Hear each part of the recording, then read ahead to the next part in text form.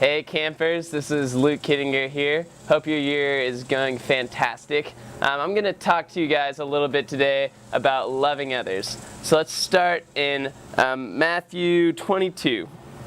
Matthew 22, verse 37, Jesus is answering his disciples who ask what the greatest commandment is, right? So he says, love the Lord your God with all your heart, all your soul, and all your mind. This is the first and greatest commandment. And the second is like it. Love your neighbor as yourself. So we're going to focus on loving your neighbor as yourself today.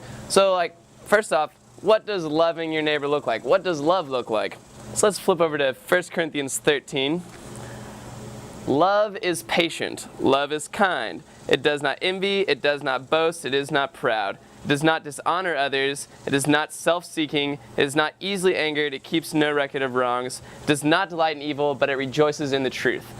So let's focus on the fact that love is not self-seeking, and that love is kind, and that love is patient.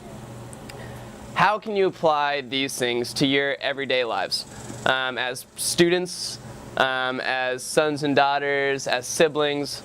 Well, I can tell you one thing. Love is great at honoring. So honoring your parents by obeying. When they ask you to do something, go ahead and do it. You got it. Love is great at honoring those around us, your siblings. Like maybe if you or your sibling is fighting over where you guys are gonna go out to eat, you can let them have their way. At school, if you're in line and someone kind of cuts in front of you, instead of getting really offended, in love, let them have their spot. It's okay. That is what love is. And loving others also could be loving those that might not have a lot of friends, sitting with someone at the lunch table that you wouldn't normally sit with, or that doesn't have a lot of friends. Going out of your way to do things for other people. And yeah, love is not self-seeking, which means love isn't selfish. Love is very unselfish. So if you're thinking of others above yourself, you're loving. You guys are all awesome. I know you can do it. Keep leaning on the Lord and trusting Him and loving others. You're great.